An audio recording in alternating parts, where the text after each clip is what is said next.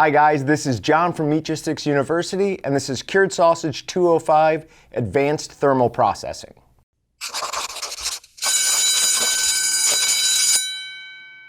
The cooking process of cured sausage is where probably a third of the issues occur. You can't save a sausage that's been poorly ground, mixed, and stuffed, but you certainly can ruin a sausage that has been perfectly processed up to this point. The first thing we want to do is make sure we're starting the smoker at a low temperature. To avoid putting too much stress on the proteins, we want to stay around 20 degrees from the animal's living weight. Now, a hog's temperature is a little warmer than a human's. It's right around 101 degrees. So we're going to want to start our smoking process around 120 when we're doing hogs. The other thing we want to do is start out with a drying phase. For most home smokers, this is simply going to mean opening the vents at the top and the bottom to allow the air to flow through the chamber and dry the surface of the product. Now, this drying stage should usually last around an hour. If you skip this step, you're going to have problems with smoke adhesion, and you might end up with a streaky appearance on the surface of your sausage. If you're planning on using a water pan in your smoker, I recommend that you not add it during this first hour to get the full benefit from a drying process. Then, once we're past the drying stage, we want to close the dampers down and begin the cooking process by stepping up the temperature gradually. If you try to go directly from 120 to 170, you run the risk of cooking the outside of your sausage too quickly. This is called case hardening, and this is how you end up with a product that's dry and overcooked on the outside and still undercooked on the inside. Slowly increasing the temperature will allow the outside of the meat to transfer heat to the interior of the meat easier. Now, a very important factor when you're smoking any piece of meat is the relative humidity. You've heard us talk a lot about water holding capacity of the meat in the past. Well, relative humidity is the water holding capacity of the air.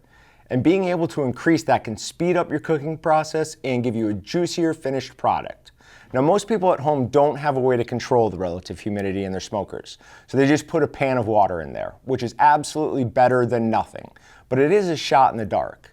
A psychrometer is something that a commercial smokehouse would have that has both a dry and a wet bulb. And by getting those two readings, you can figure out the relative humidity. Now, I took a few probes here and created a psychrometer in my own little PK100. I put a wet sock over one of them and put the other one right near that. So this is now my wet bulb and this is my dry bulb. The wet bulb is giving me the measurement of water evaporating off a surface. So with those two readings, I can go ahead and figure out the relative humidity. So placing a pan of water took our relative humidity from 10% up to about 15%, which is, like I said, it's better than nothing, but it's not going to make a ton of difference. So I started thinking of ways to increase that. Now, there are a bunch of chemicals you can add to water to make it evaporate quicker, but they're not ones that you want around your food. Now, you could disturb the water surface with a constantly moving paddle. You could also circulate air through it with like a fish tank bubbler. That would definitely work. The other option is to increase the surface area of the water that can be evaporated. Now, surface area seemed like the easiest one and the most doable to me, so I've been doing some experimenting with ways to do this. In my PK100, I took 3 large auto-cleaning sponges, soaked them, and then I placed them in the pan so that they were sticking up out of it. Now, the sponges are going to continue to soak water up, and it's going to offer all this extra evaporating space, plus it's a better evaporating surface. Now, when I did this, I was able to top out at 50% relative humidity, and I had an average of 47%. That's a really significant improvement from 15%, and I really think this has some good applications for the home smoker. I wanted to try out a few other things, so next I bought a dry wick towel. I laid it out onto a rack and I curved it under and put it into the bowl. So just like a wick, it's going to keep drawing water up and it's got all this surface area to evaporate from. Now with that setup, I tapped out at 54 and I had an average relative humidity of 50%. That's, I mean, awesome. It's just great. I was thrilled with that.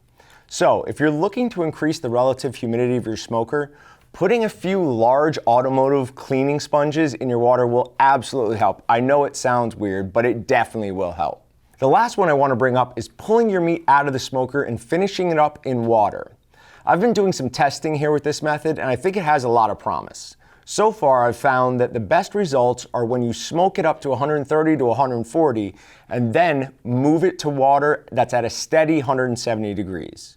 Usually the 130 to 160 range takes 3 hours or more in your smoker, depending on your relative humidity. So from 140, your sausage should be up to temp in about an hour if you move it to water. Surprisingly, putting it in a vacuum bag doesn't seem to make a noticeable difference in the quality of the meat or even the amount of smoke flavor you're going to get. Now, I'm still going to recommend you put it in a vacuum bag for an extra level of protection, but plenty of people are doing it without them. One note, if you do use a vacuum bag and you want to see what the temperature is, make a small cut up near the top of the seal, insert your thermometer, and then all you need to do is put it back in your vac machine, reseal it, and you're not using a new bag every time. As always, remember to like, comment, and subscribe, and visit waltonsinc.com and meatgistics.com to find everything about the meat. Thanks for watching. I'm John with Meatgistics University, and I'll see you guys next time. Subscribe to Walton's YouTube channel to watch more amazing videos, or shop at waltonsinc.com to find everything about the meat. Check out our latest sales and giveaway video here, or watch another hand-picked video by clicking here.